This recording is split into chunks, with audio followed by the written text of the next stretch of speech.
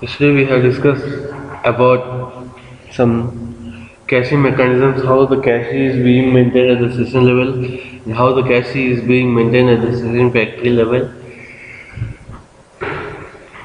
Now we'll see how the cache is being maintained at the query level. Now, if you see here,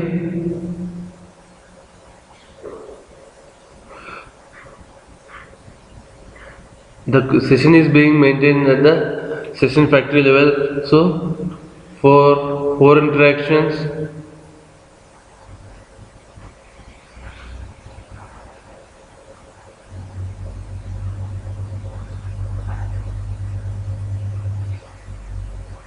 okay, for 4 interactions, person information is fetched only once. Sorry, for the first interaction, for person is fetched once, and for the second, the person is fetched again. As we discussed yesterday, since it is evicted, again the person information is fetched. Let me remove this evict and the related concepts. Now, if I execute the application, see the person information is fetched only once, even if we fetch them through different sessions. Now, what I will do is, after start,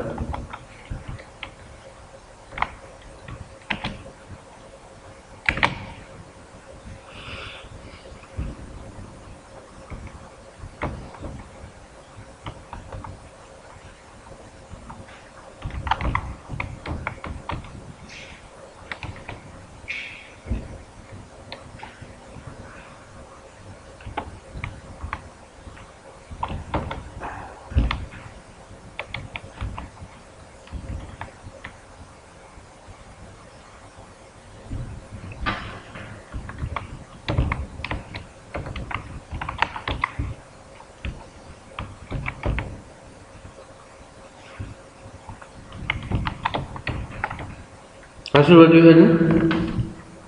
We are creating a query object, and that query object we are executing list. Okay. Now let me do the same thing twice.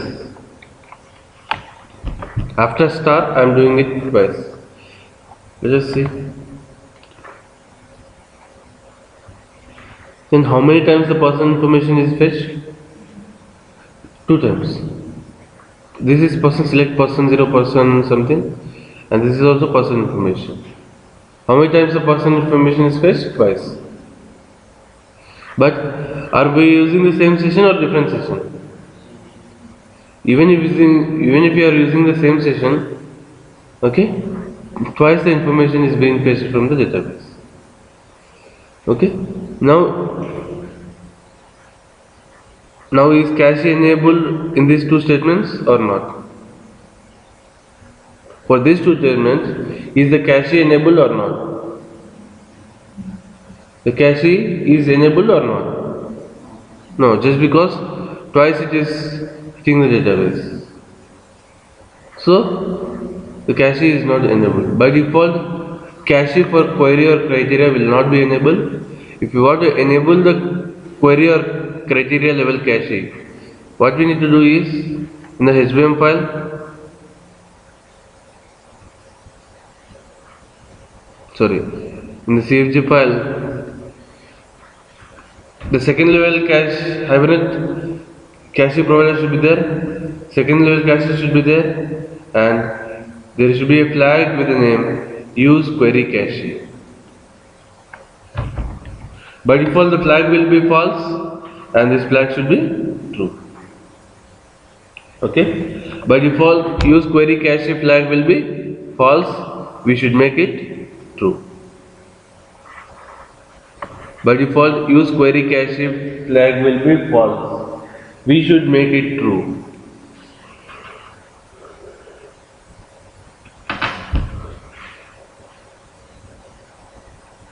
Use query cache flag will be false. By default, we should make it true.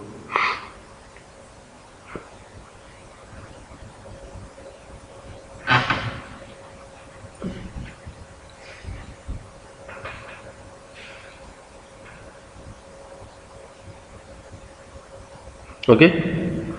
Now, this is the first thing. To enable query level cache in the HBM file, use query cache should be true. And while creating the query,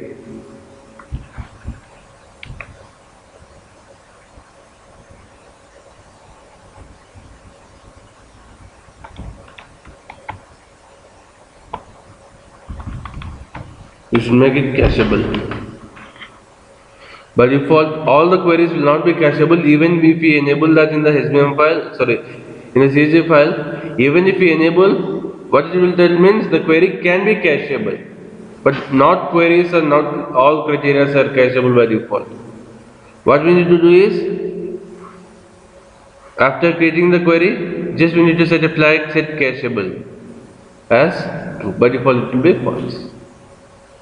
Okay, set cacheable should be true, and then we are fetching the list.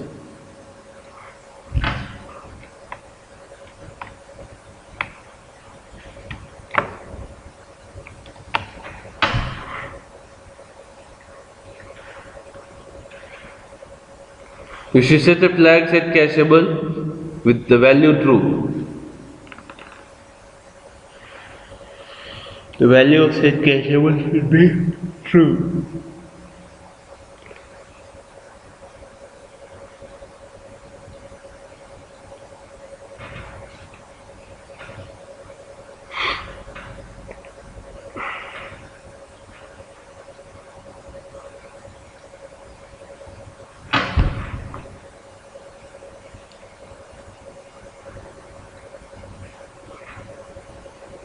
Answer? Now, if you execute the application, now after start, how many times the person query is being triggered? Only once. Okay? Now, it will be the same.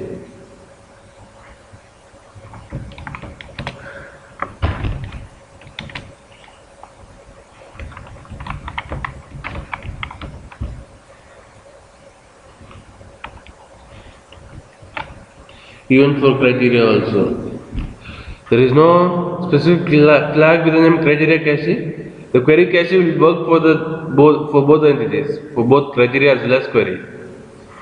The same query cache flag will work both for criteria as well as query. So, if you execute the application, it will fetch the information from. But why it is doing twice?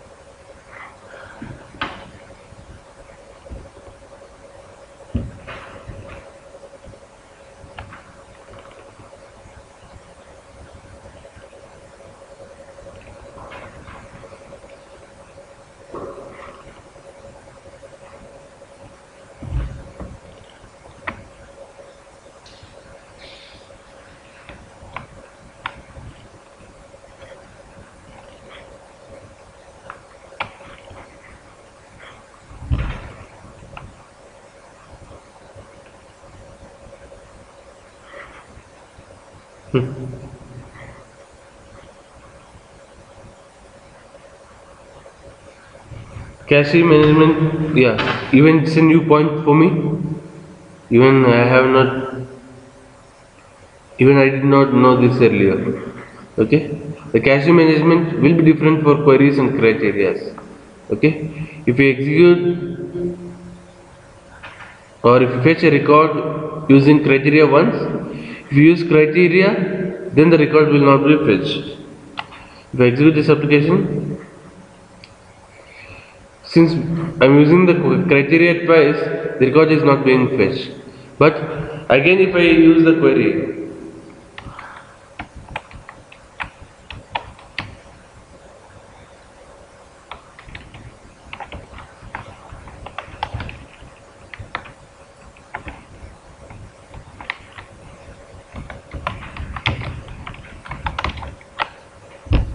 again if I use the query, Again, it will be the same.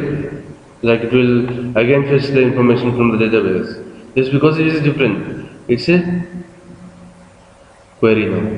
So, for any entity, either for criteria or query, it will fetch only once. We use query caching. Okay. If I place both criteria as well as query, for query it will fetch once, and for criteria it will fetch once. And if I keep the criteria even for 100 times, it will fetch only once. Okay. That's how it will be.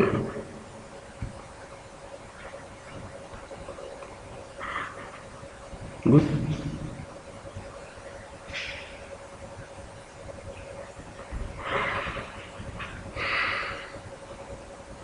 Understood how the query cache will work?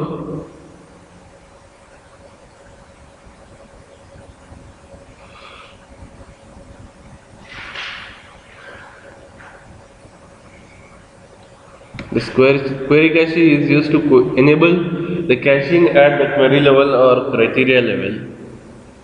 But it is very rarely used. It's not that much frequent. It's not very frequently used. It's used a little bit rarely. And once we have discussed these things, the next important thing that we are going to discuss is inheritance mapping. Okay?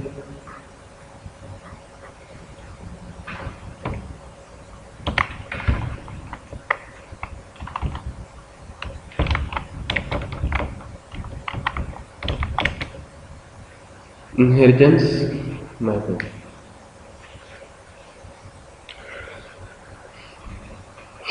Let's consider that there is a table payment, okay, and we will have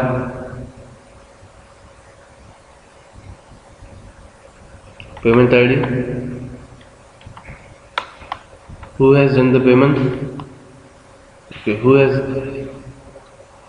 received the payment,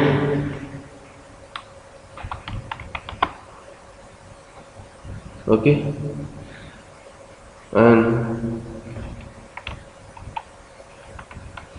who has done the payment, who has received the payment, what's the amount of the payment. Okay, now let's consider that can a payment exist without a payment type? Like, can you directly pay without having a mode of payment?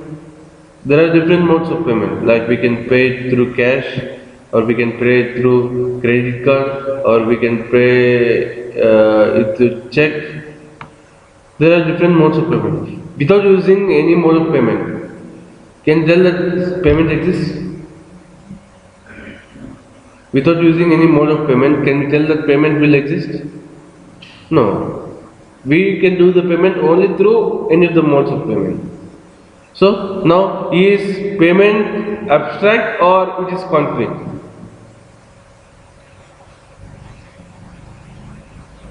In this case, if we consider this case, is payment abstract or it is concrete? Understood, Sharad? What I am asking?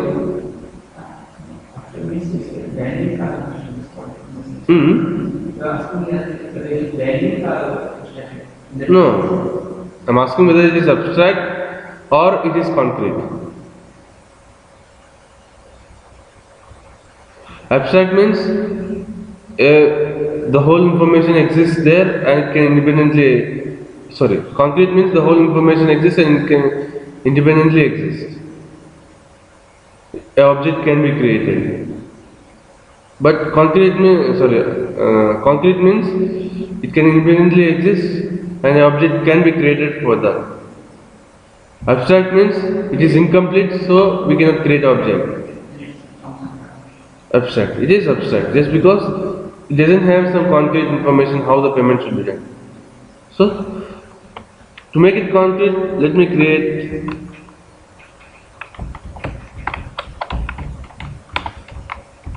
entity credit card payment. Okay. Card number,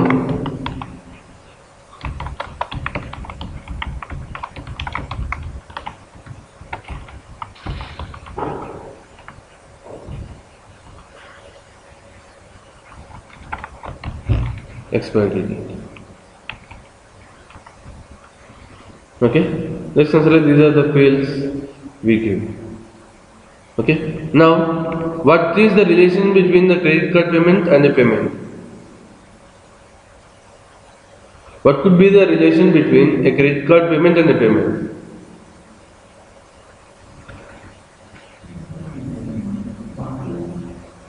One to one. Is it?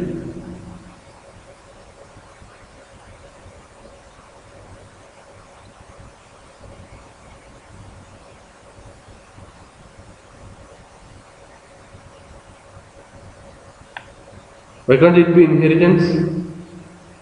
Every credit card payment is a payment. So, logically, an inheritance relationship exists here.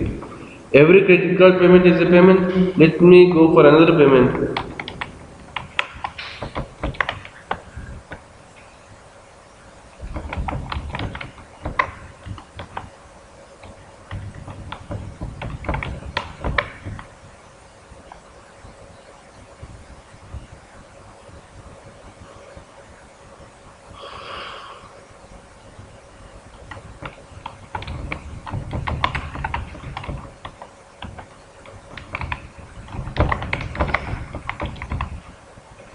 So, now check payment is a payment as well as credit card payment is also a payment. Then what is the relationship? It's a is a relationship. Check is a payment, credit card is a payment. But rather than populating ID, payee, payer and amount at both the places, rather than populating ID, now credit card payment can be represented like this.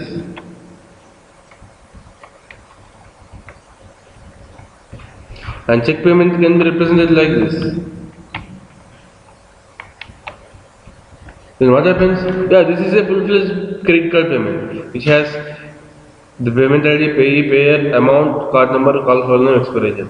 In the same way, check payment is a concrete check payment which has all the details. But since we have a generic information, rather than keeping the generic information in two separate places, what we do is we go for a separate class with the generic information. But this generic information is not enough to make a payment.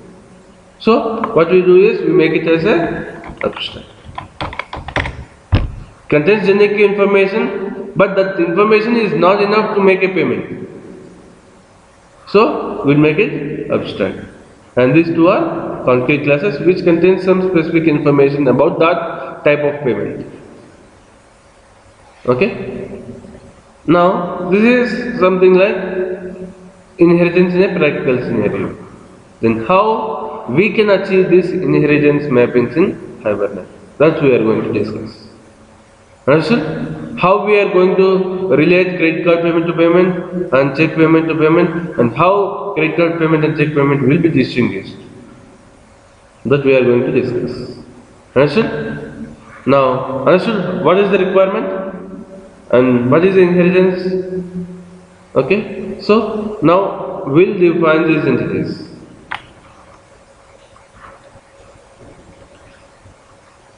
Let me go for a new class which is payment. Okay.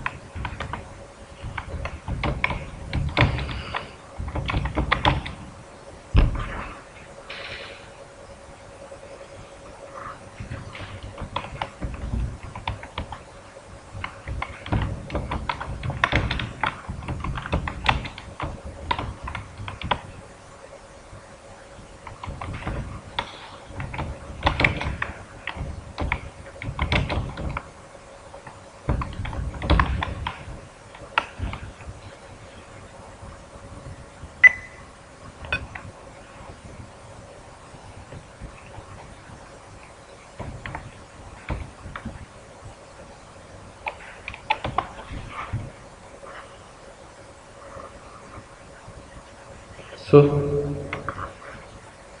I go for this. Okay. Now let me define another entity which is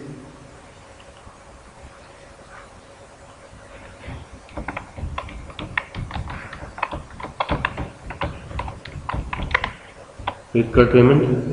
Let me extend this credit card payment with payment.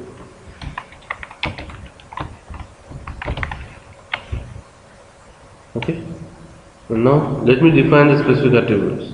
What are the attributes? Card number, card holder name, expiry date.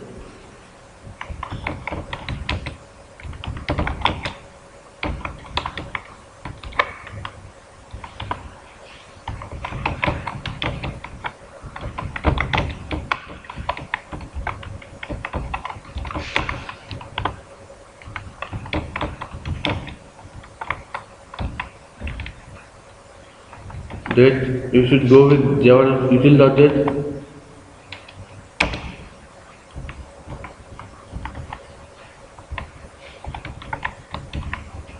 Expiry date. Let me generate status and details for this.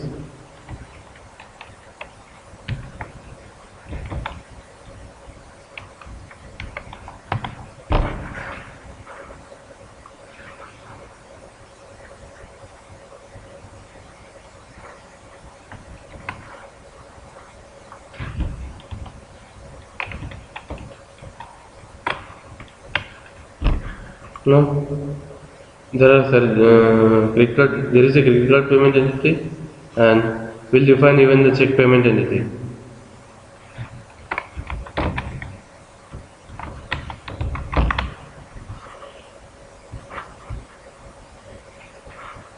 We have check number, issuing bank is account payee account number.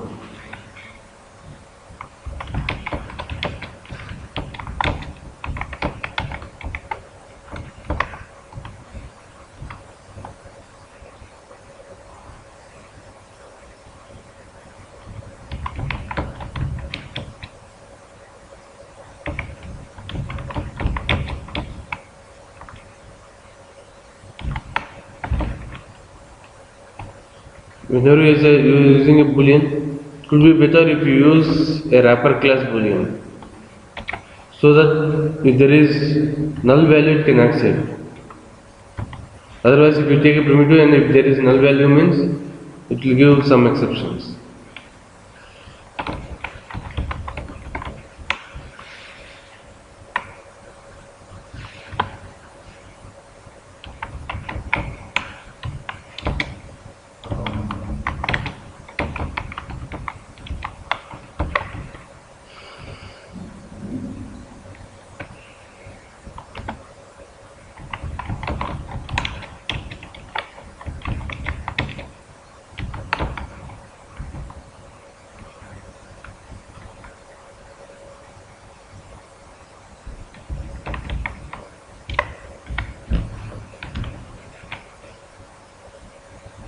Now let me generate status and details for this.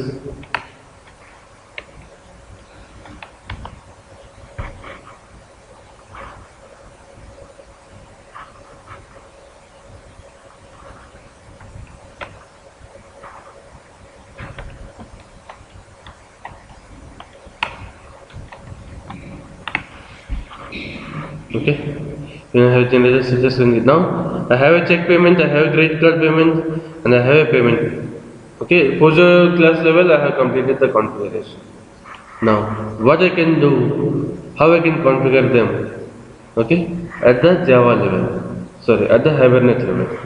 Okay, now in order to achieve this inheritance mapping, we have payment, credit card payment, check payment, that's fine. The Java level or the Pojo object level, the relation will not change. Okay, and check payment should extend to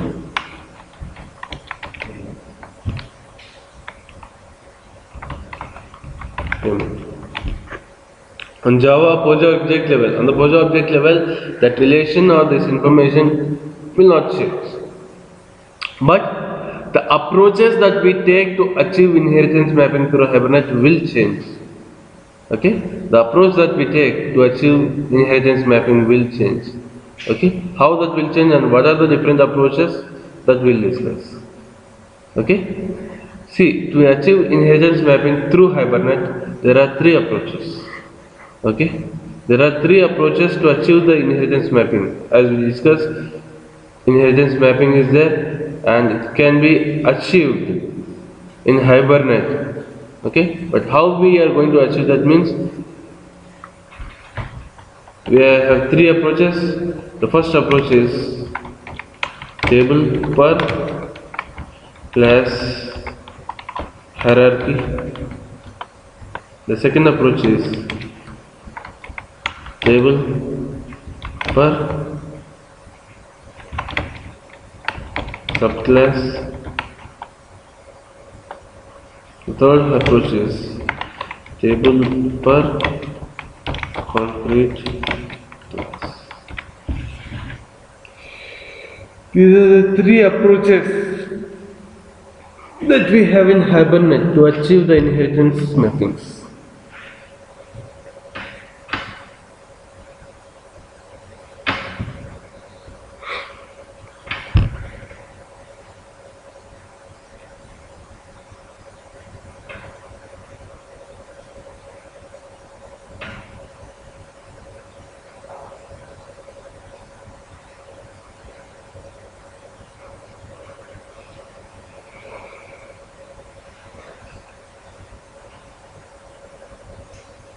Let's see how we can achieve this inheritance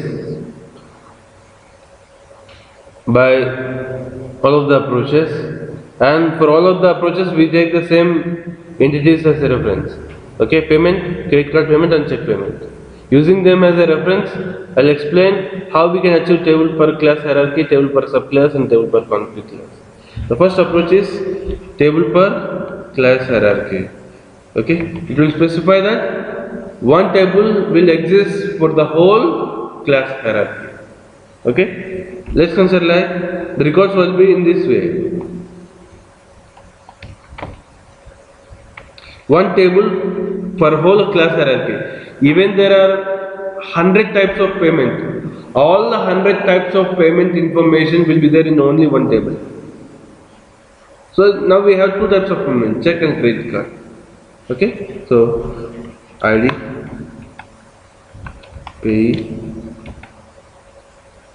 payer, amount,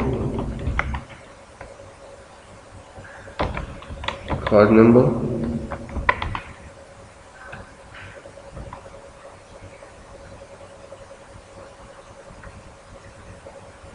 card holder name,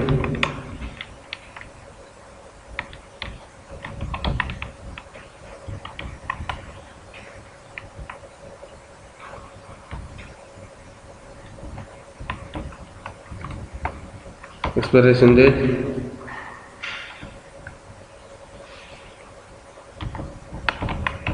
issuing bank,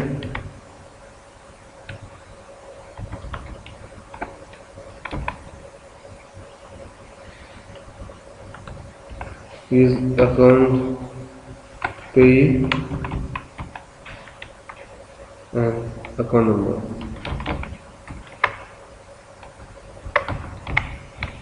Okay, now this will be my table.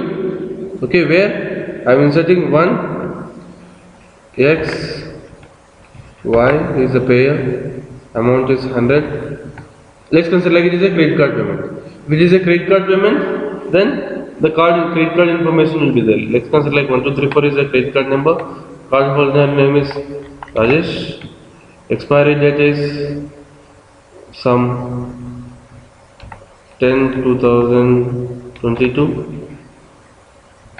Issuing bank will not be there. Just because issuing bank will be there, this issuing bank or is account payee and the check number also should be there.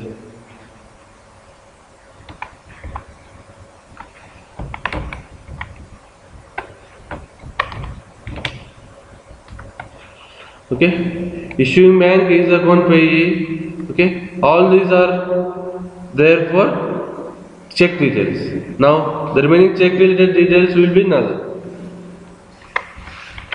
Issuing bank will be null and expiry date will be null. Sorry, what we call check number will be null, issuing bank will be null, each account pay will be null, account number will be null. Understood? But let's consider like we have another payment which is a check payment now. Payment ID will be there, payee will be there, payer will be there, amount will be there, card number. Now since it is a check payment, it doesn't have any card number will be null. It doesn't have any card holder name will be null. It doesn't have any expiry date of the card, it will be null. Okay, but the check number will be there. Okay, and is issuing bank will be there. Okay, is account pay will be there, and account number will be there.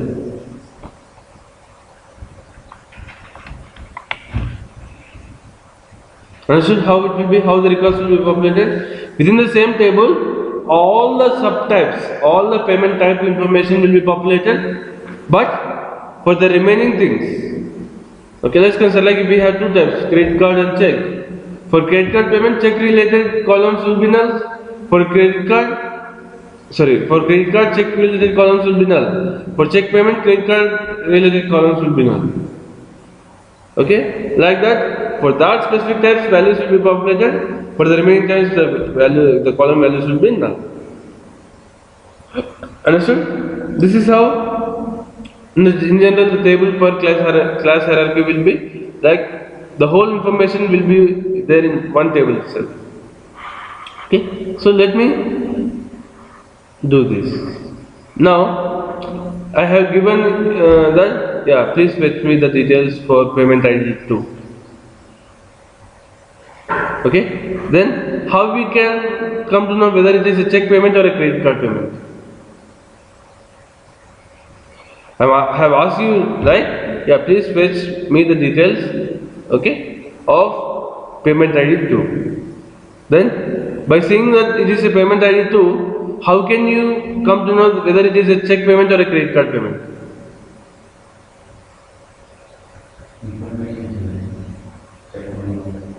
Check payment? Check number is there, issuing bank is there.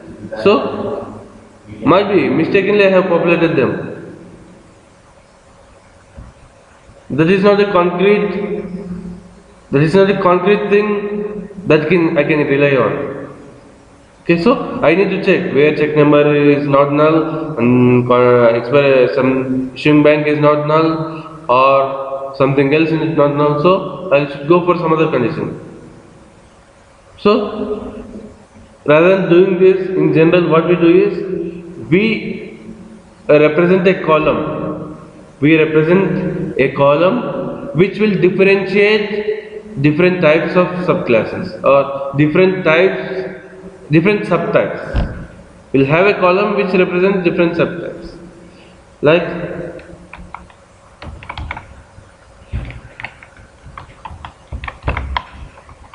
payment underscore. Now I will go for either it is a check. Sorry, payment type is a column. So at the end we'll make it a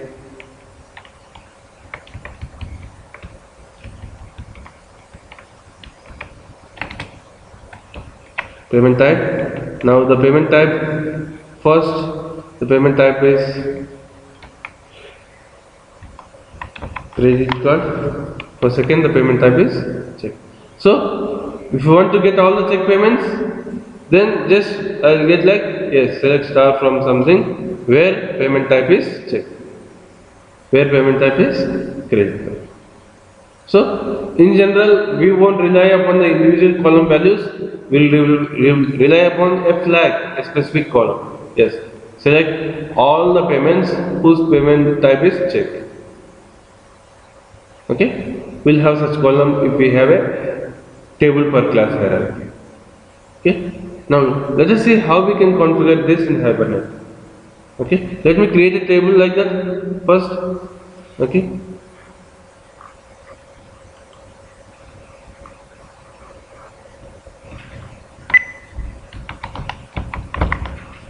the payment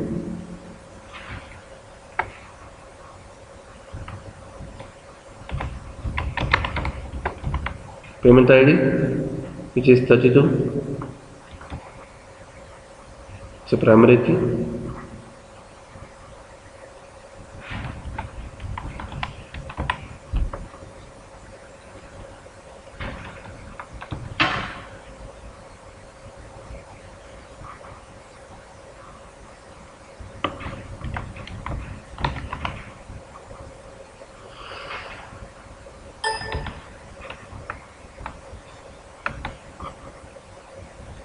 Payer is not known.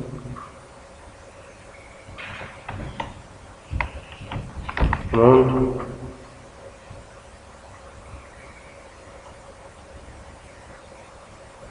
is not known. And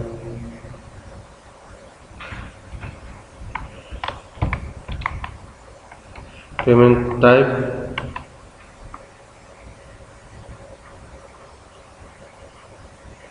is not known.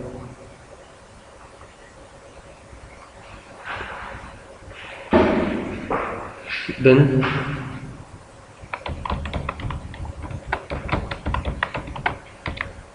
credit card number,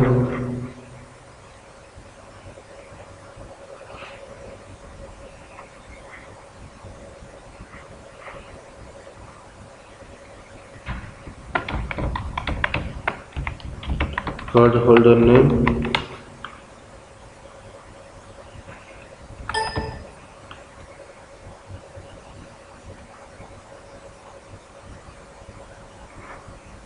what are the fields? Card number, card holder name, and expiry date.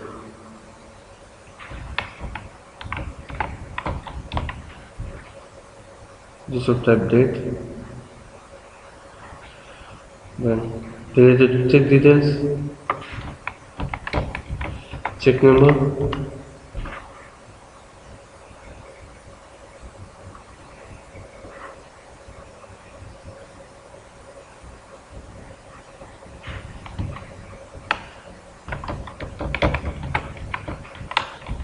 this account pay,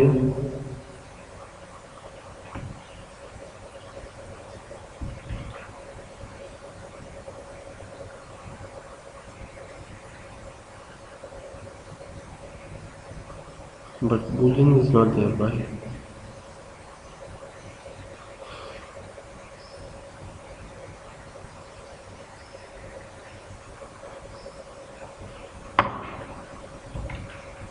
One is account pay. Then what else?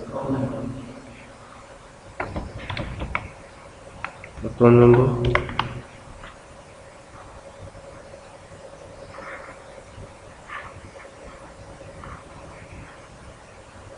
issue bank.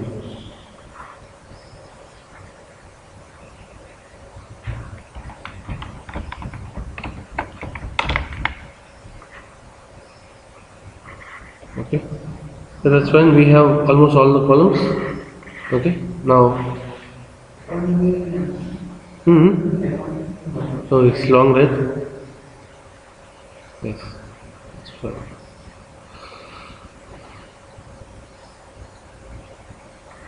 Okay, now we have all the columns related to the payment. Let me configure this information in the HBM file. We have a table structure. Let me configure the tables with the corresponding columns in the HBM file.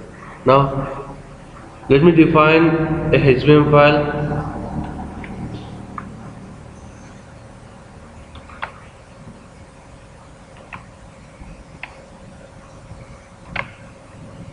the name payment.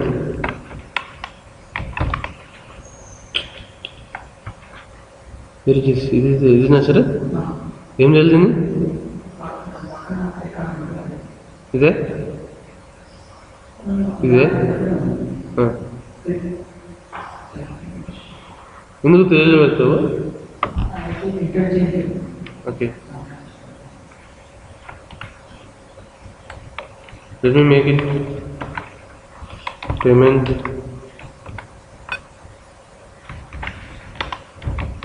.hbm.xml. Let me configure this in CFG file.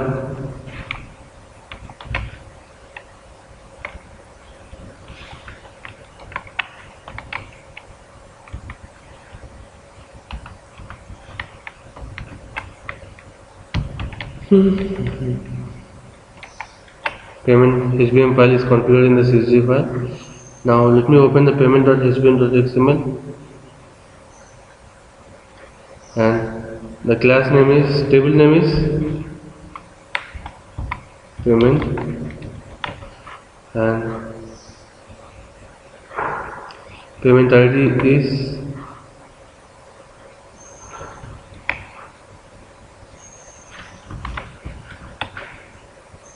varchar and generic class UID, that's fine. And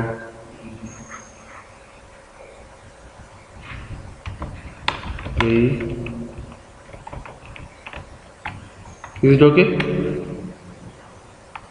Just because it is string and the column name is also same.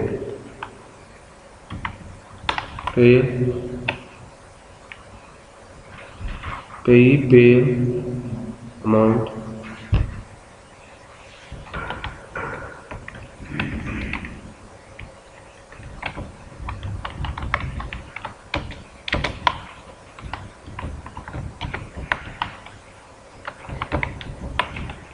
Which is of type double. So these are the payment details.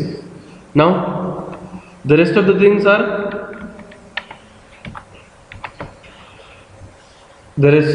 are specific to a credit card or with a specific payment. Now did we miss anything which is generic?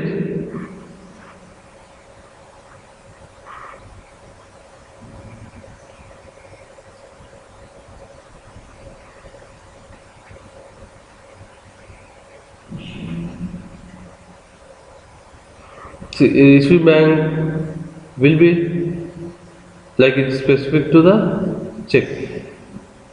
Which bank has issued the check? So, what about this payment type? Where we should configure that?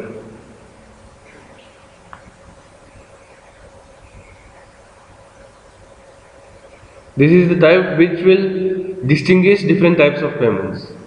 Okay, that kind of distinguishing column or differentiating column in terms of Hibernate we call it as a discrimination column.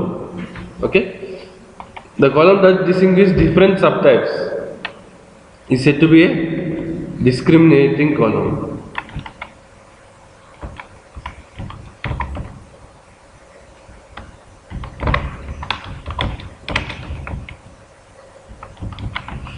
The column that distinguishes, that separates or that differentiates different subtypes is said to be a discriminator column or discriminating column, whatever it might be.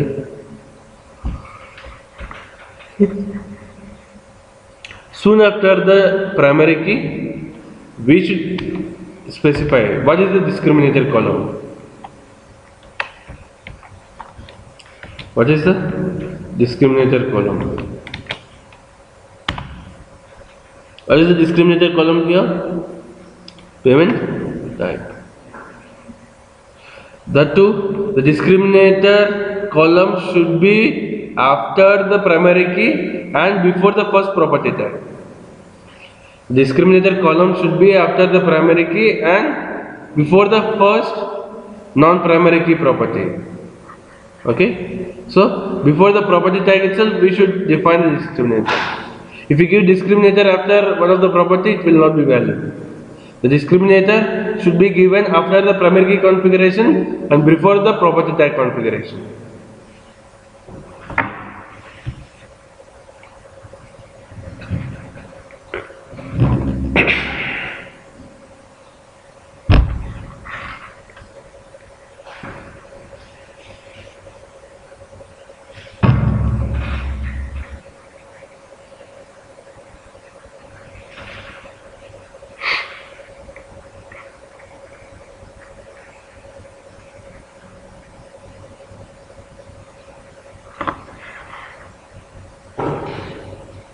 Understand? Now we tell that this is a discriminator column. Okay, which is of type. What is the type of discriminator column? Which is a string. So we need not to specify anything. Okay, but the discriminator column will not be referred in the POJO object. The discriminator column will be there in the database and it will be mapped in the HBM file, but it will not be referred in the POJO object. Discriminator column will not be referred in the POJO object. Okay.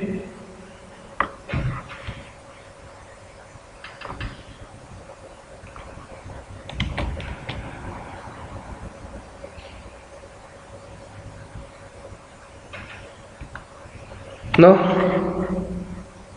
then we have the base entity, we have the abstract entity configuration, payment configuration is there. Then how we can configure the details of credit card payments or check payment? Okay. Now, in order to configure the subclass information, okay, we have a tag named subclass.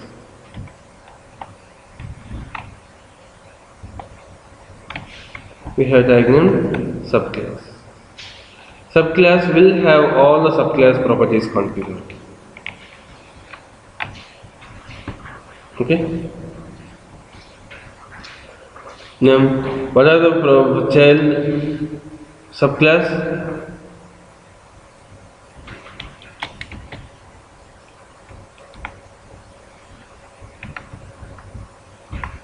Name equal to, what is the name of the subclass? What is the name of the subclass? Credit card payment. Okay, as we have already given the package, we are directly giving the class name. Okay, and once we have name of the subclass, okay, next thing is what is the discrimination value. Okay, how we can differentiate this credit card payments from other payments?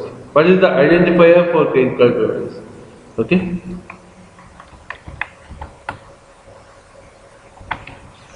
Credit. For all the credit card payments, the payment type value will be credit. Understood? For all the credit card payments, the payment type value will be credit. Okay. This is the discrimination column, and this is the value in the discrimination column for credit card payments. Okay. Then the next thing we need to configure the credit card.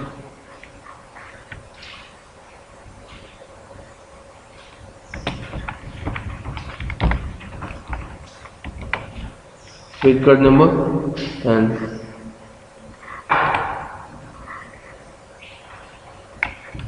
we configure the credit card number, which is of type long.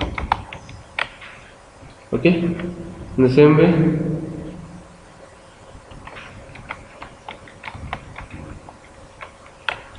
the next property is cardholder name, and in the credit card payment we give that cardholder name, which is of type string, so we will not give. Okay, then what is the next one? Expiry date, which is of type date.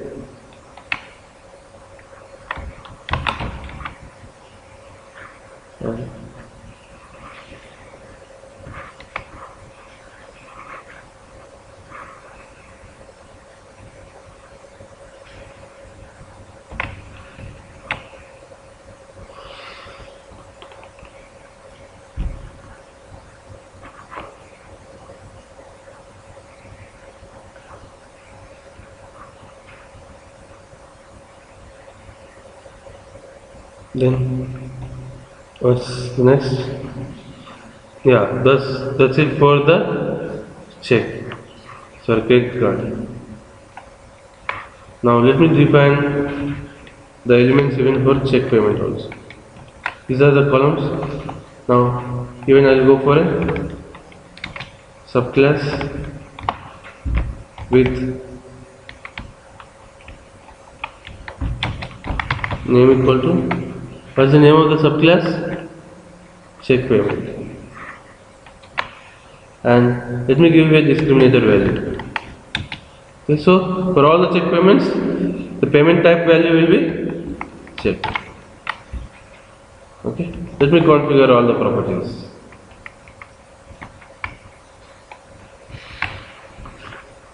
What's the first value? Check number. The column name is check number. Type is long. Okay, and this is account payee.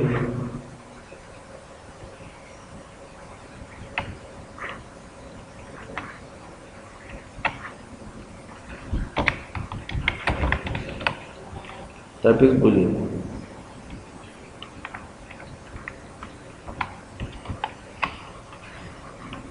Account number. What's the type of account number? It is long.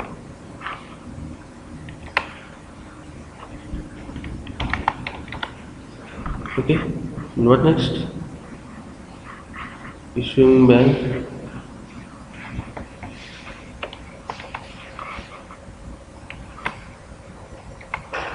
The type is string, so I'll not specify anything. What is the column name? Sorry, attribute name is issue bank. So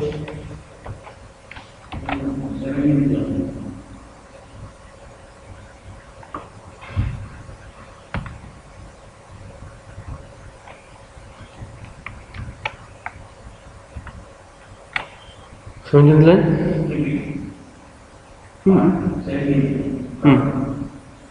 Property?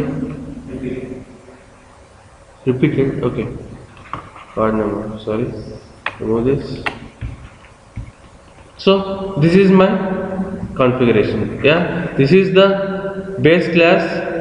These are the properties of the base class, and these are the properties of the specific subclass. Rather than repeating them, I will go directly like this. Understood? Now, let me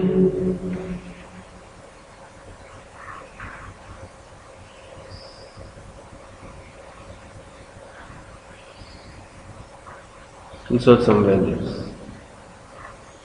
Let me go for Hibernate Manager.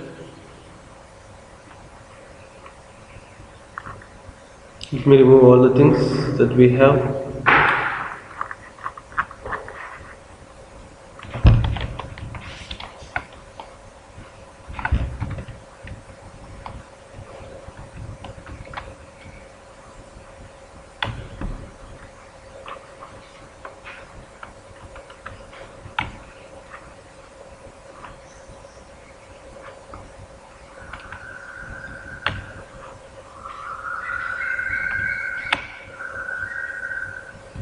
So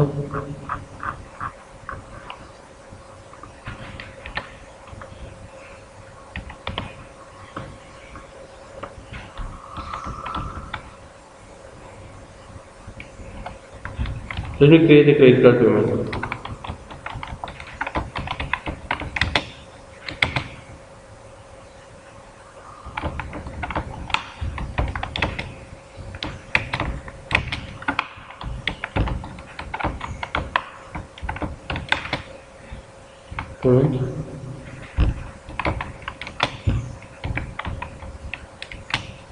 Set amount is 2000 rupees.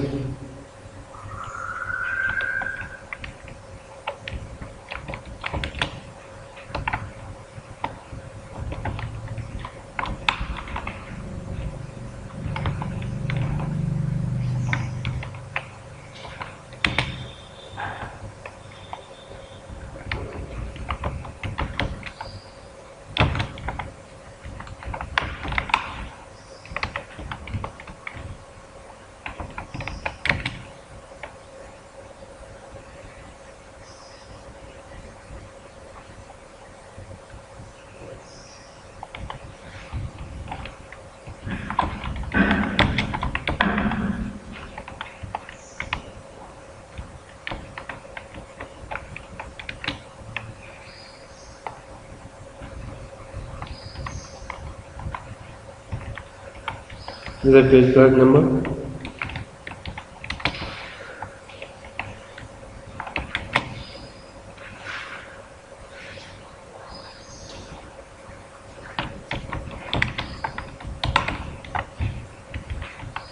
Expiry date. It's a detail. So now my credit card payment object is ready with amount, payer details, cardholder name, card number, and expiry date. Let me try to save them.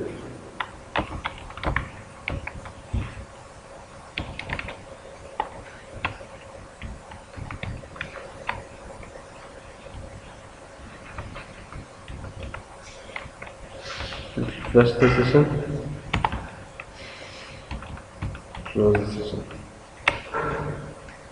Understood what we have done? We have created a new credit card payment object and then tried to process the information into the database. Now, let me try to execute this application. Why?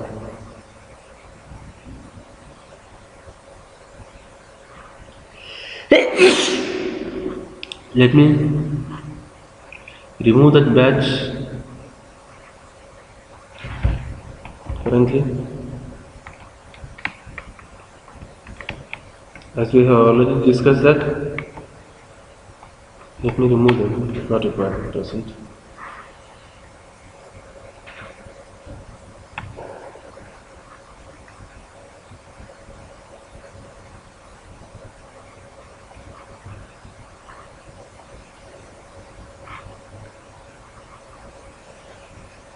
Sorry, the class is payment. Just since we have copied and pasted to the copy paste error, the main class name is payment only.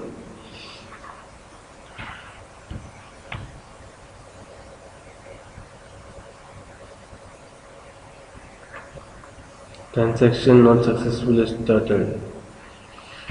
Sorry. Just begin the transaction and then only we can save the information. So, insert into payment, payee, payer, amount, credit card number, card holder name, expiry date, payment type, and payment type. Is the check information saved in this query? Is any check related column listed in this query? No, just because Hibernate will have a knowledge, yes, what are the columns will be updated in this case. So only those specific columns will be inserted. We have other columns also, like check number is account payee, account number is to bank. Are those columns listed in this?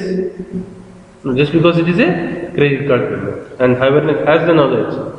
What are the columns related to credit card? What are the columns related to check? And when we are processing a credit card payment, it will process only that specific information. Okay?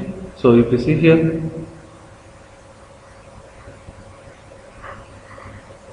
okay, the values are nulls. Okay, and what is the discriminator? Credit. These are the same as the discriminator value that we have given. Yes. Okay. This is how a table per class hierarchy. And let me try to save a check payment. Let me comment this credit card payment, or let me keep it as this. Let me create a check payment.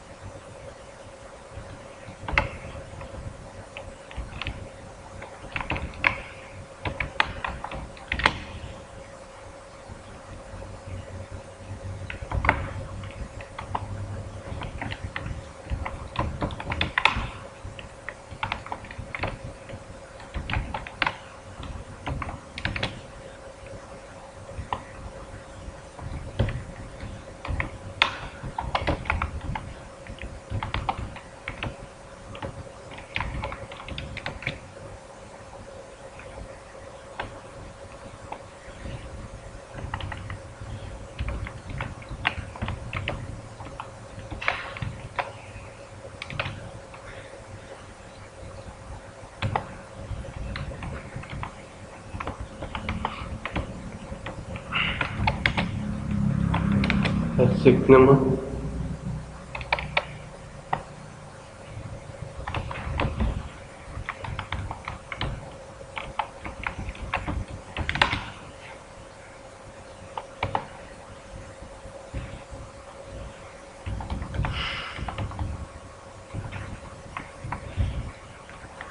The account number. What else? Are there any other details?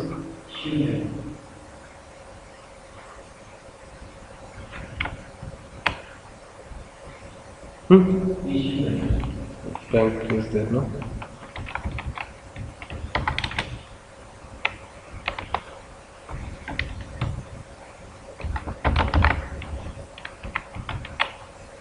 Okay, so we go for a check payment. I will try to process check payment. Understood? So now let me try to process this information of check payment.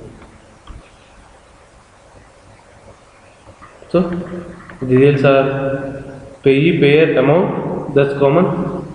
Again, check number is account payee, account number, issuing bank, payment type, and payment type. These details are specific to check. So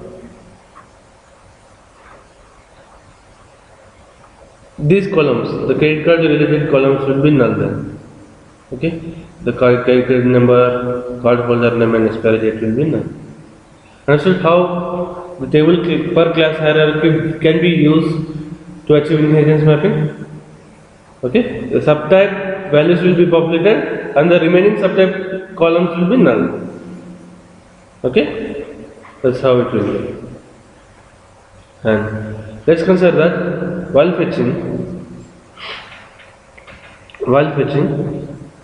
I want to get all the payments whose amount is greater than 500. If the client wants, please give me a report with accounts whose amount is greater than 500. Okay? Will it be specific to check or credit card? He will ask me to give all the payments whose amount is greater than 500. Is it specific to check or credit card? No, it's not too specific. So what we'll do is,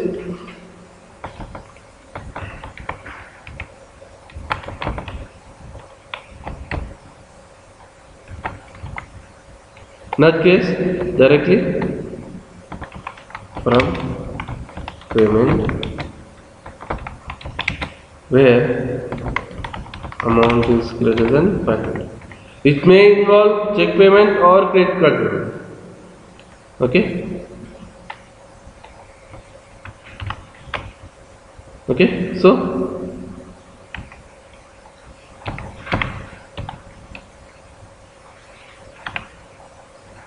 not list. Now let me override twisting method.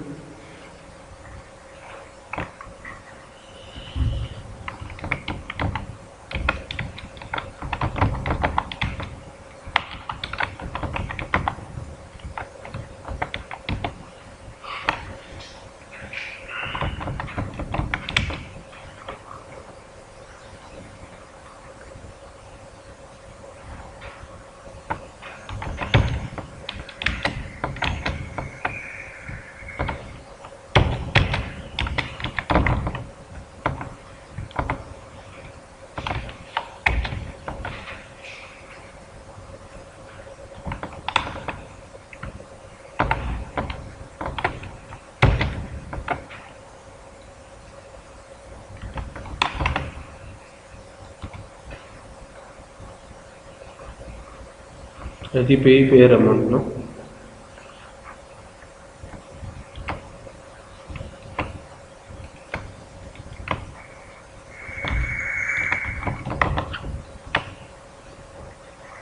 Okay. Now let me override the twisting method even for credit card payment.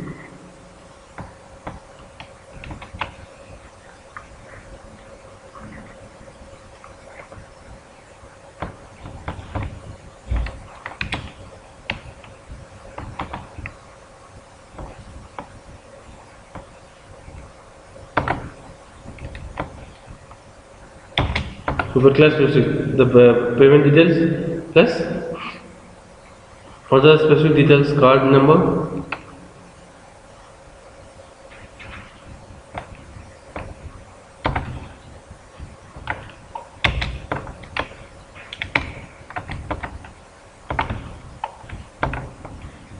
Card number name.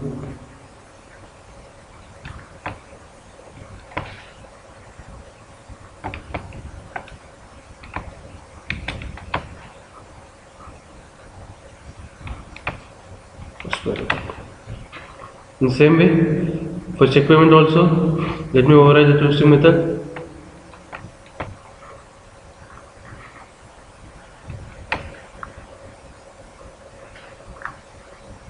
Check number.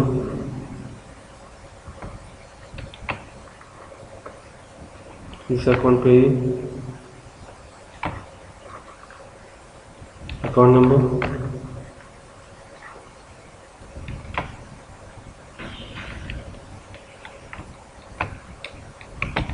This it is for informational purpose. Okay, we don't use this in any of the business logic. It's just for informational purpose. So, this what I'll do is just I'll put in the system.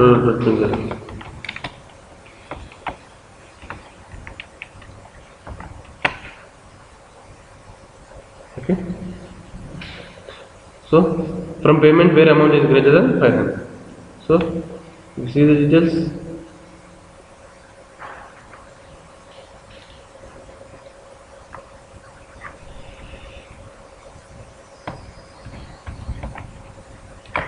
So,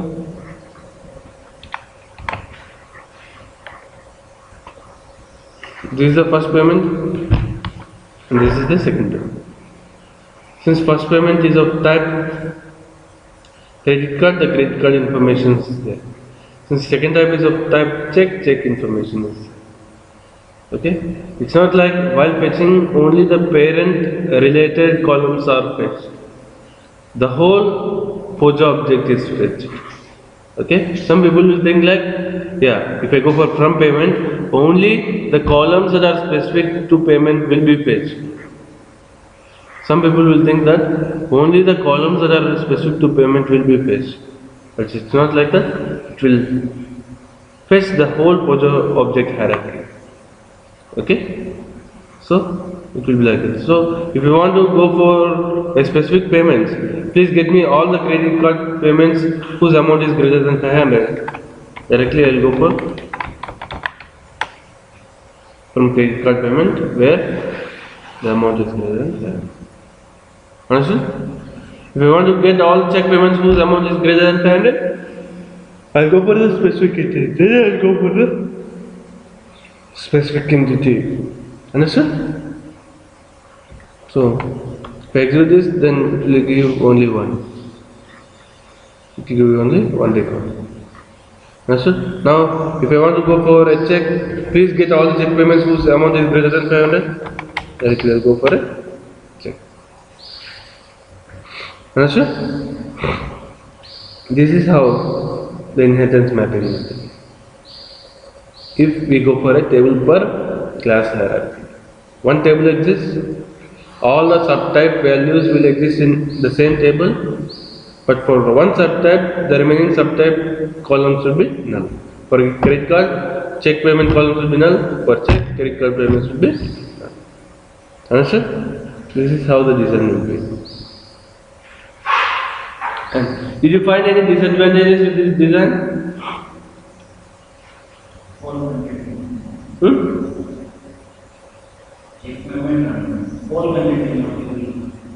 What is the disadvantage of having all the columns in one table?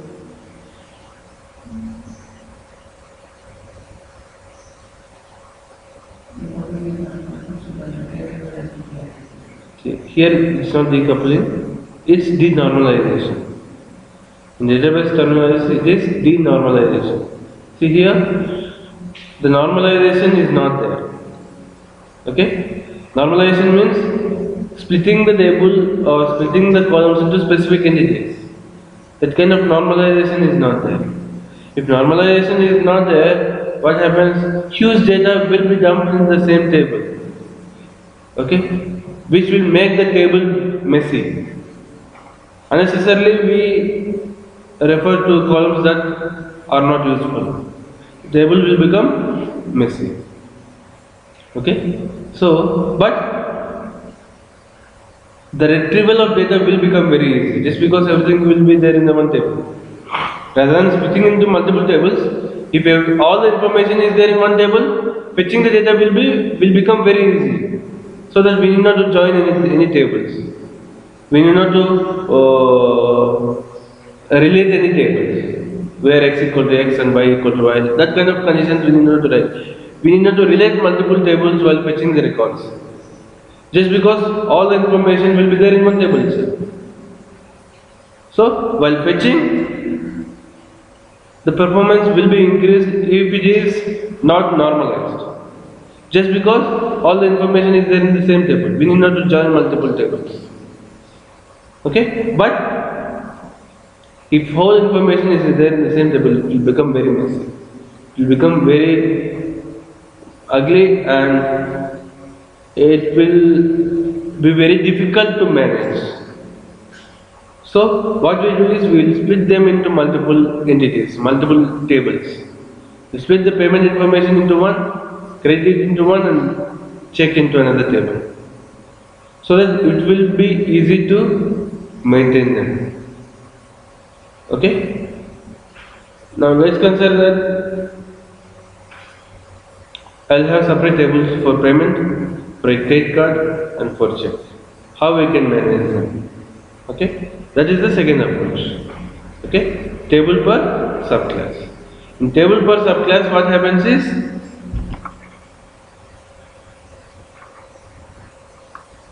in the table per class subclass approach, the payment ID will be there, payee will be there, payer will be there, amount will be there in the payment table. Okay?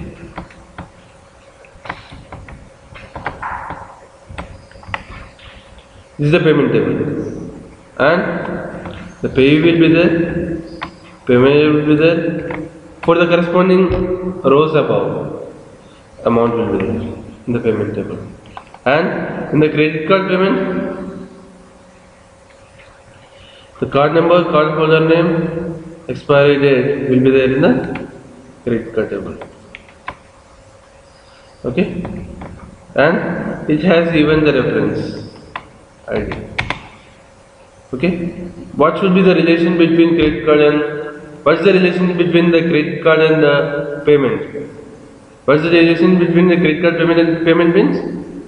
It's the same key. It's something like a child primary key. Okay? One card number,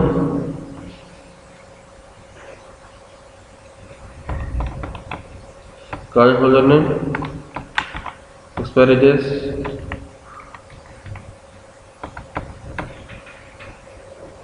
okay, and in the same way we have another table which is a check with the ID, check number, he is account payee,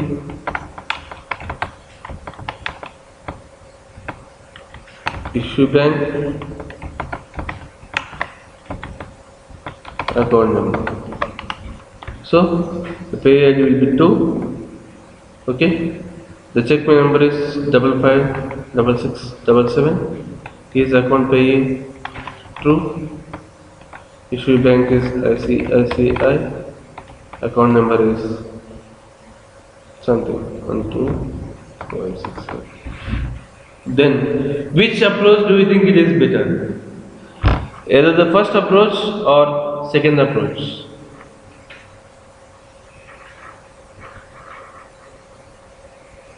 Answer the first approach.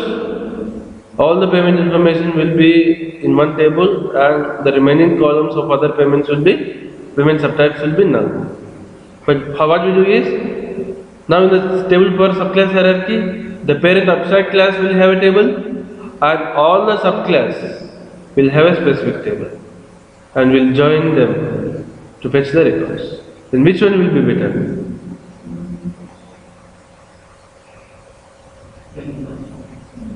Table per subclass, that is better. That, as per your knowledge, after discussing all the three approaches, we'll discuss them comparatively. Which one is better in which scenario? Okay. So now understood the method how we should achieve table per subclass. What we need to achieve? We should go for 3 different tables with specific information. Okay. Now let me delete the data from the payment table, and in the columns I'll remove those columns.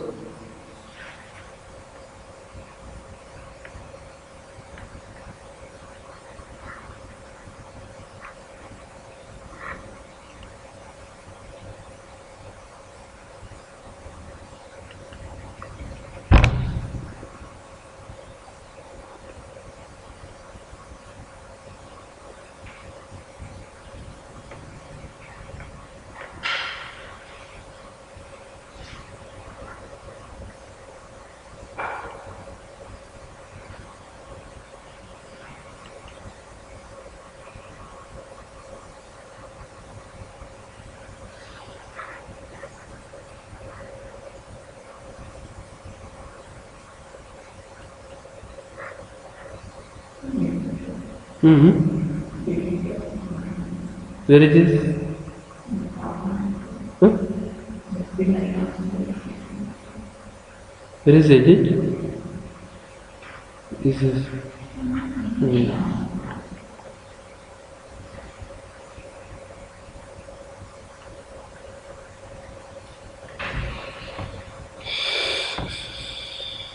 Now, if there are separate tables, is payment type required? No, payment type is not required.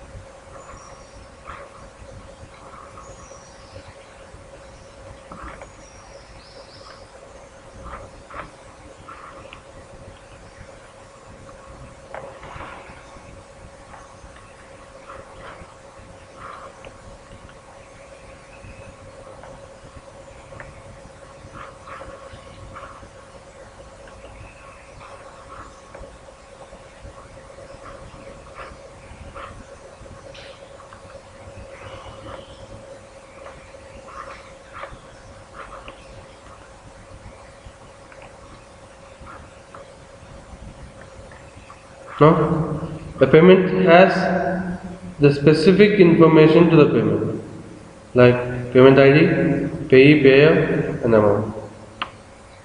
Okay. Now let me create another table.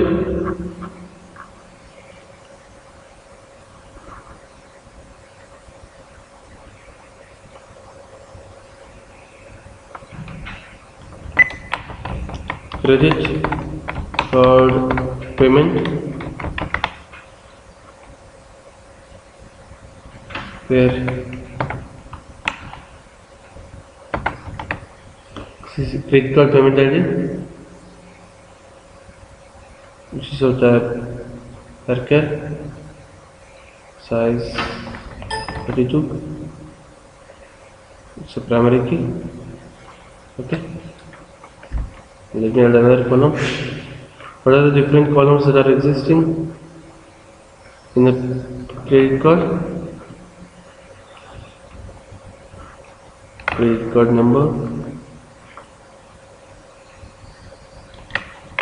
which is of type long.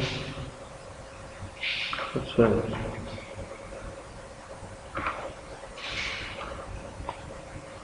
Card holder name, which is of type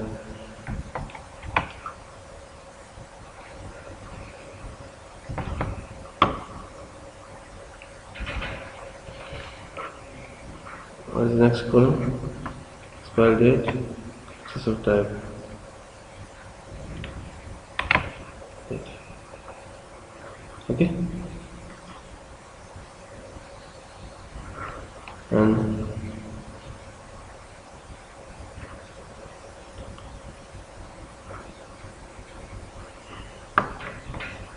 Let me go for check payment.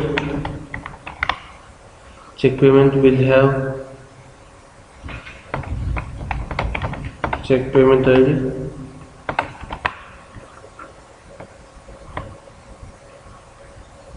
haircare, so then 32, which is a primary key. We added any column, another column specific, check number, which is a type long,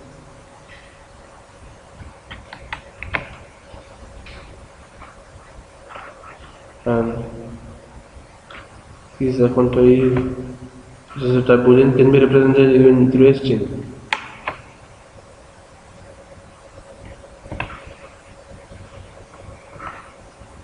And there's other account number, which is a type long.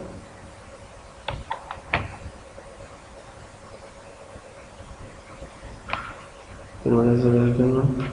Issue bank, which is of type string.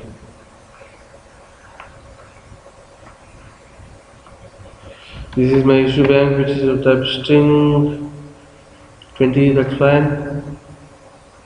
Now, these are the columns that we have. Okay? And this check payment and credit card payment columns will have a foreign key constraints. Okay? We'll have a foreign key constraint with the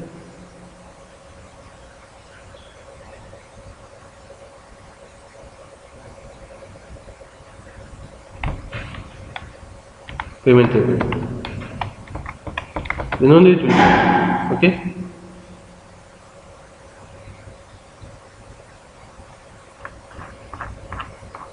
Understood why I am putting a foreign key constraint on the payment?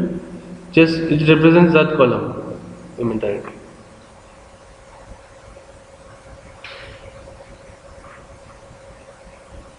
Check payment also will have a column.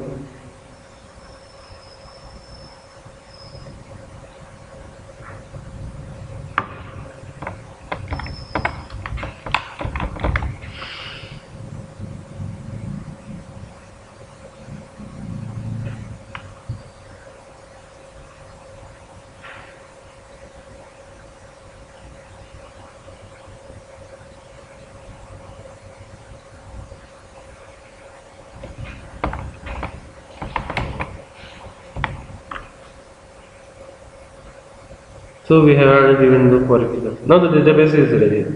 That's it. Now how we can do that in the Hibernate cell? In the Hibernate cell, just we have a table per subclass.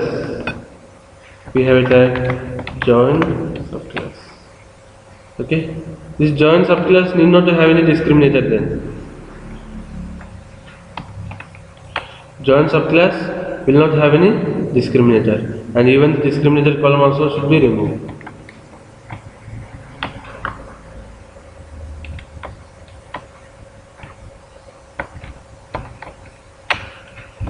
Discriminator column also should be removed. Just because now there is no concept of discriminator here. Okay, there is no use of discriminator in table per subclass using join subclass. And in the join subclass we give a key column. What is the key column?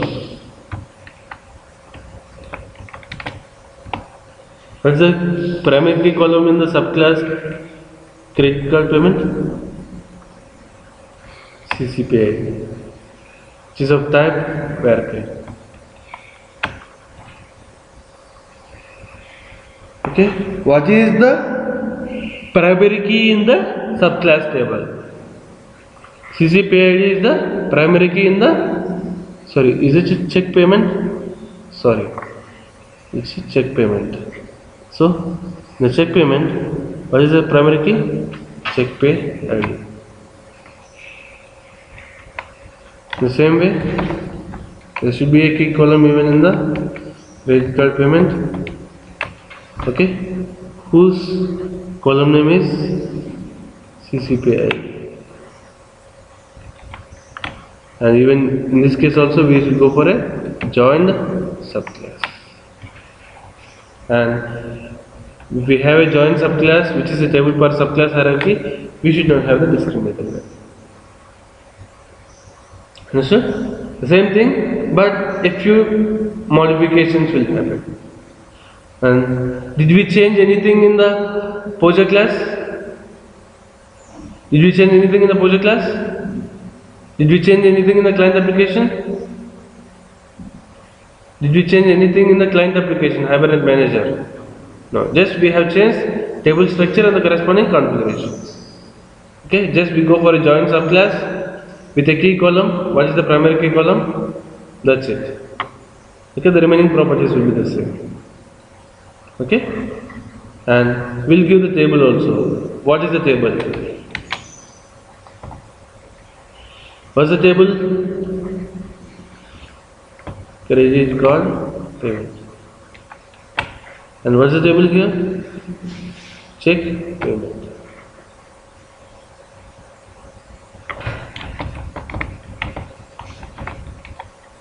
That's it.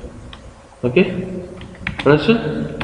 So, joint subclass is maintained on this table, which is the primary key reference is CCP ID for check pay, sorry, for credit card, check pay ID for checks, and the remaining properties are being configured as well as on which table we maintain the relation is specified here.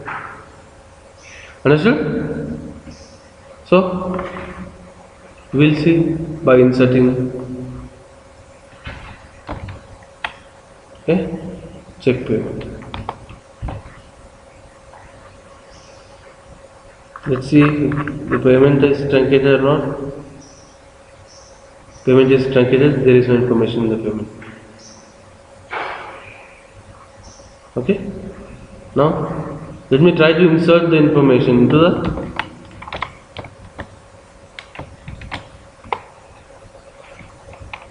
check payment. Okay?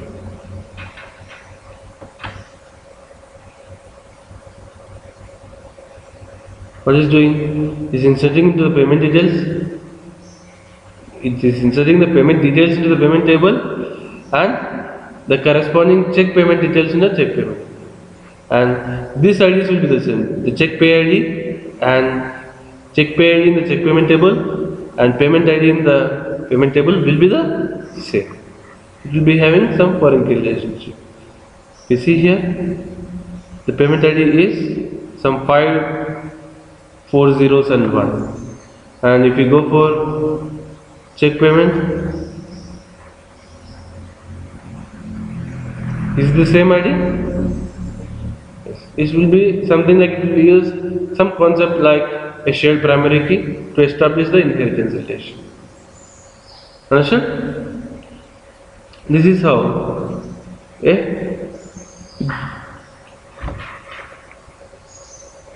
table per subclass can be used to fetch to maintain the inheritance relation. Let me insert that credit card. The same way, first it will insert information into payment, then it will insert the information into credit card. Okay? So that's how it will be here. Understand? Now if you see here, we check nothing is there. In credit card payment, a new entity is being inserted whose reference will be there in the person. Sorry, payment. Understood? This is how the inheritance hierarchy or inheritance relationships can be achieved through Hibernate. The second approach. And the third approach is table per concrete class.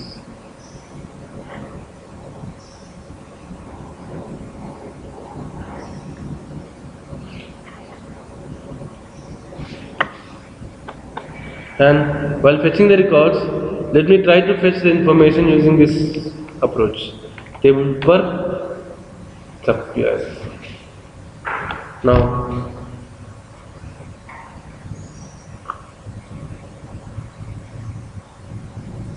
check card limiter.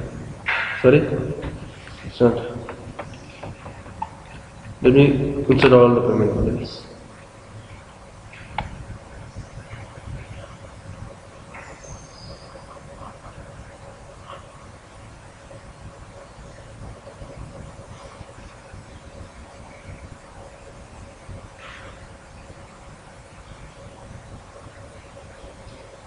See, it is using a join kind of syntax.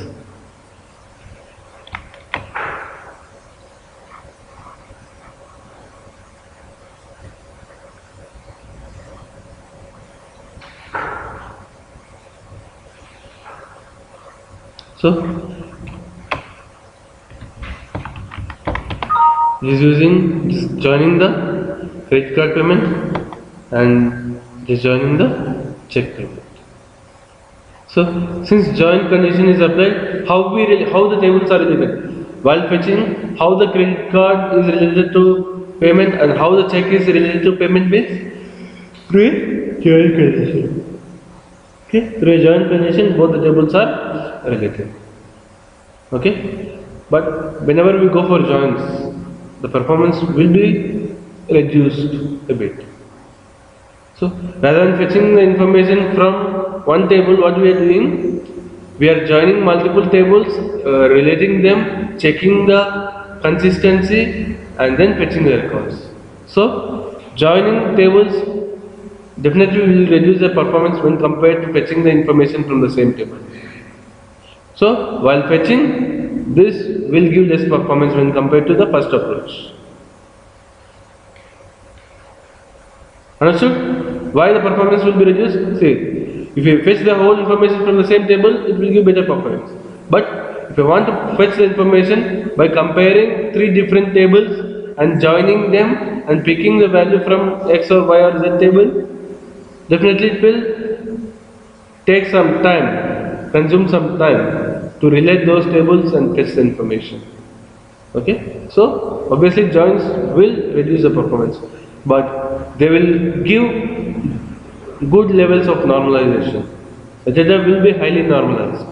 Payment will be there at payment, credit card will be there at credit card, check will be there at check. So the data is well normalized, well arranged.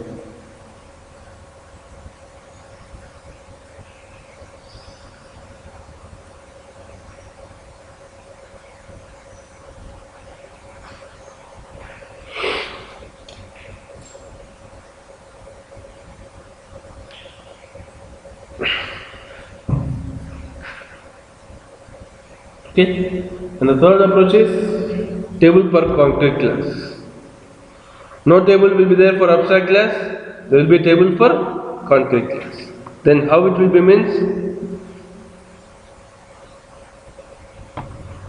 for each and every concrete class there will be a table. Okay?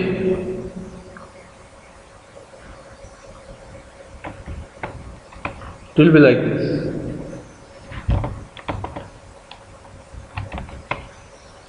Okay, ID, payee, payer, amount, card number, card holder name, expiry date for credit card. Okay, and the same details will be there even for amount,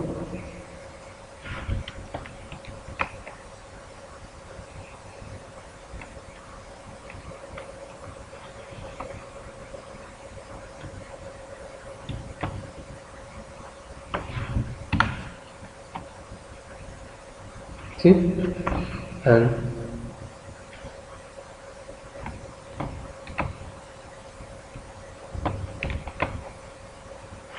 okay, and the check related details.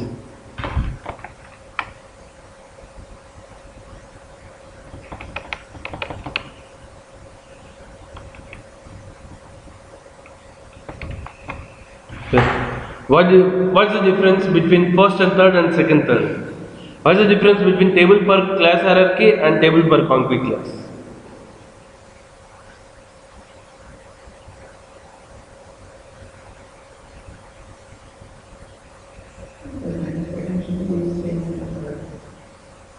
What's the difference between The first approach, table per class hierarchy, and the third approach, table per concrete class.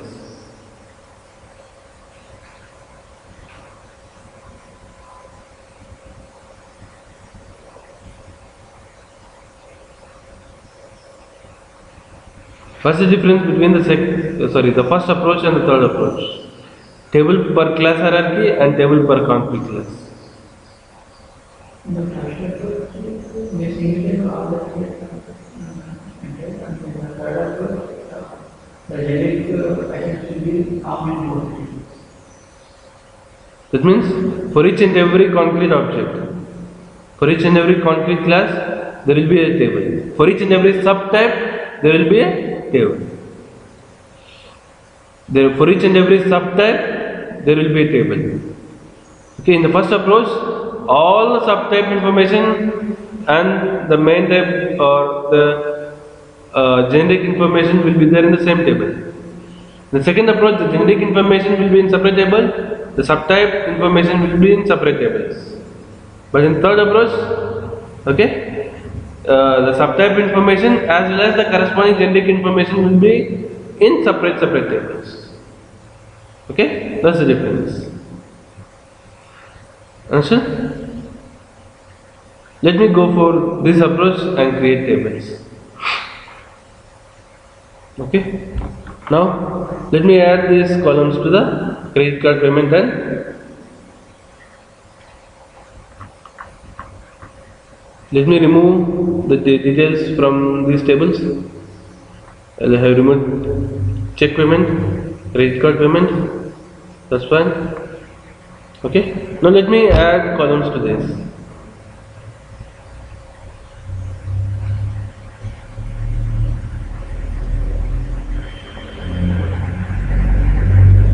Okay. Pay.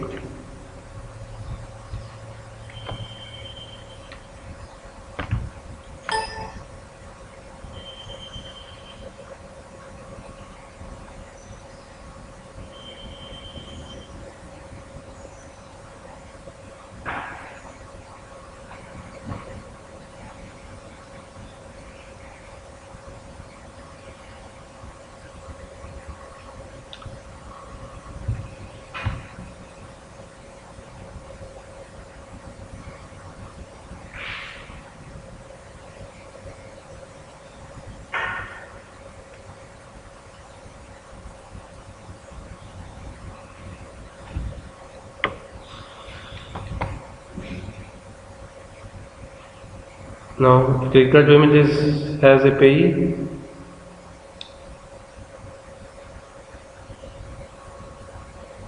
Let me add another column.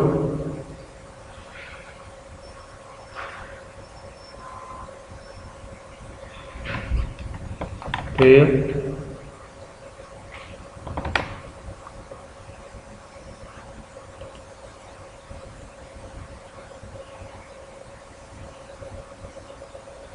Let me add another column.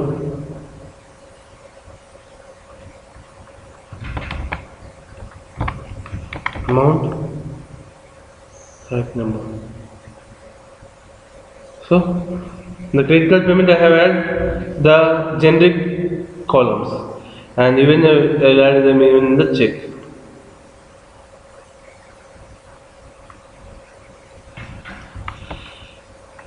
Okay. For size 32.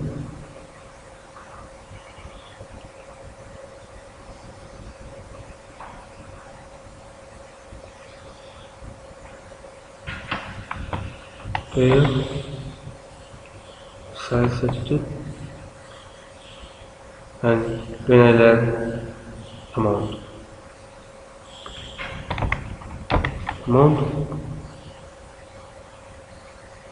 of type number. So we have check payment, credit card payment with the generic information for check as well as credit card will be in the specific tables. The Java level or the client level the application will not change, but the table and the configuration changes will be there. Okay, so the table I have changed as per that, and let me change the configuration.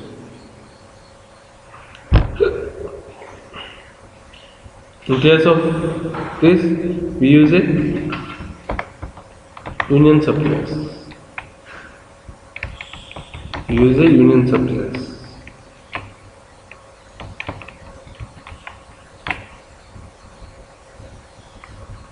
The union subclass doesn't have any key.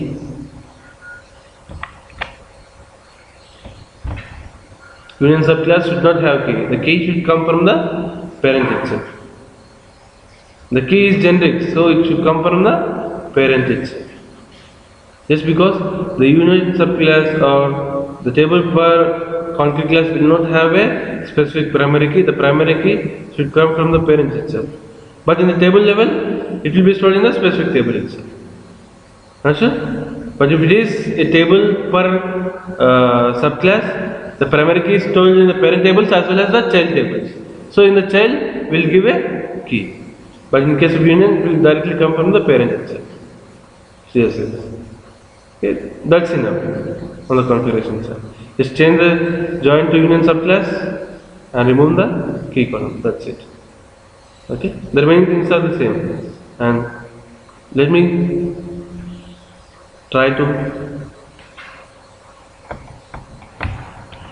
save the information in credit card. Okay.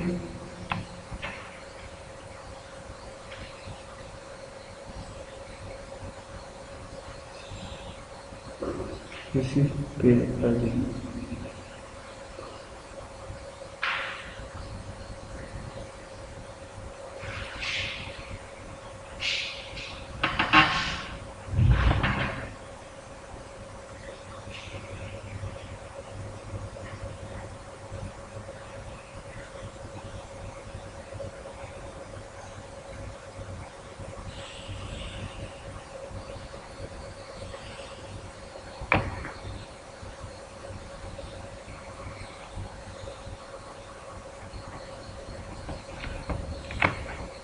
Name it to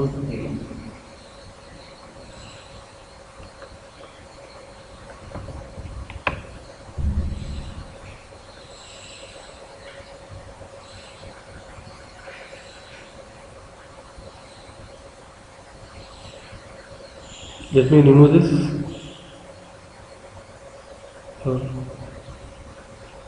Let me remove this.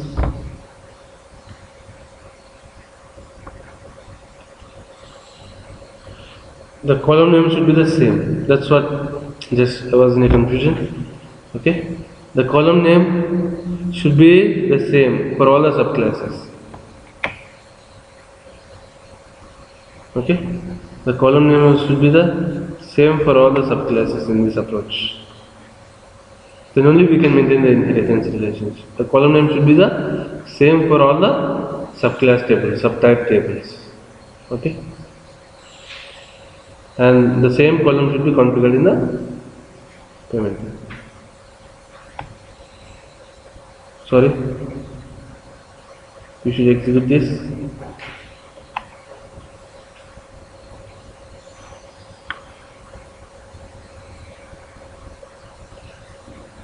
FK payment is violated. Actually, we had a constraint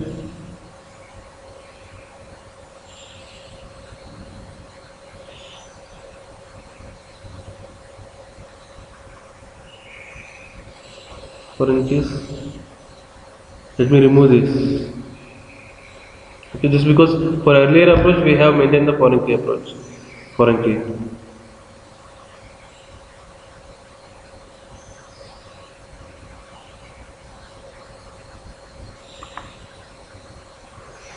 So for earlier approach we have maintained the foreign key. Now I have removed that. So directly the data is being inserted into the credit card. There is no parent table now. Directly the corresponding data is inserted into the credit card. So credit card is being inserted. Now if I go for check payment,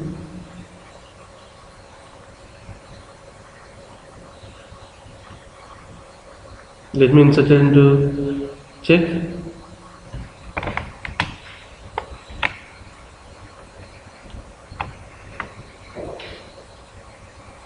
directly this insert into the check payment.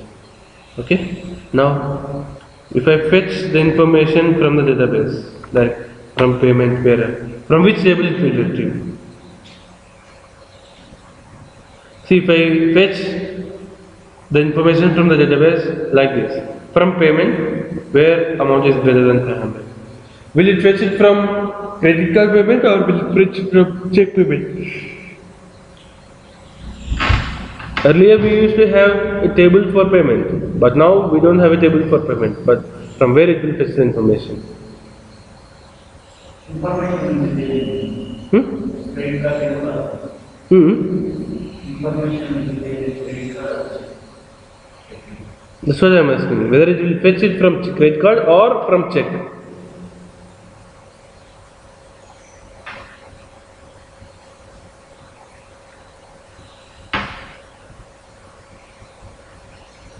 But table. But payment table doesn't exist, right? In this approach, the payment table doesn't exist.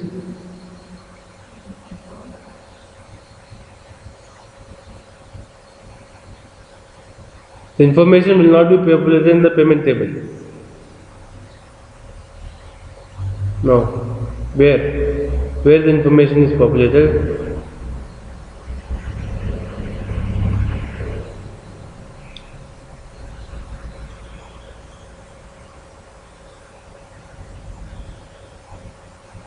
In this approach, in the join union subclass, payment information, as we have seen the queries, when I try to insert information into payment or try to insert a check payment record, is the information populated in the payment table? No. Only check payment and credit card payment details are populated. And how the information will be populated? Or how from where the information will be fetched? Will it fetch the information from credit card payment or will it fetch the information from check?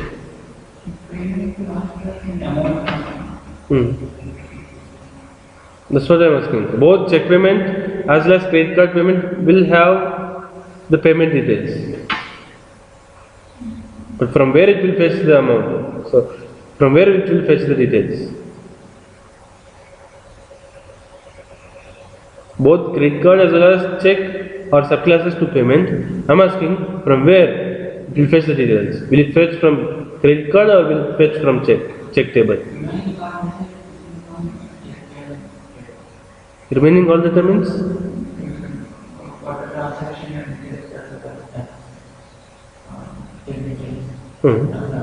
Why it should not be from credit card?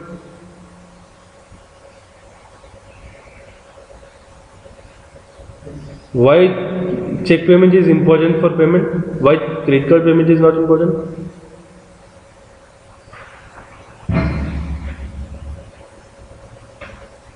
Will it fetch from check table or credit card table? It will fetch from both the tables and make a union of the result set.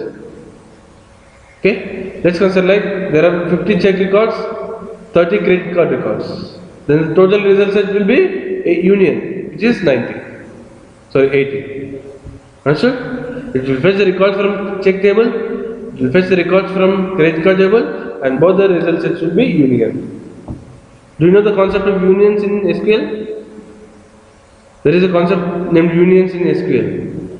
Okay? Just look after the class. But how internally a table per concrete class will work while fetching means it will maintain a union.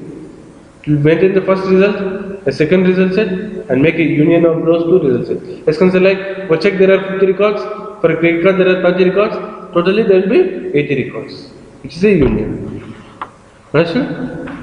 So if I execute this, the information will be fetched for both check as well as credit card, check as well as credit card, but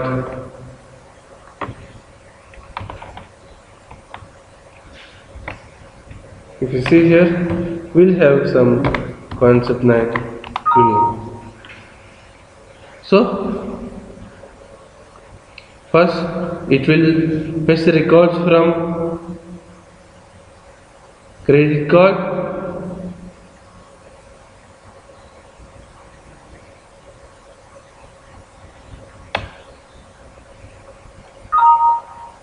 see, it will fetch the record from credit card,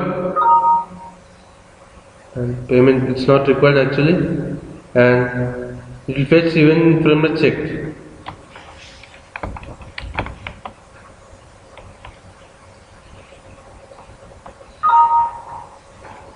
Okay.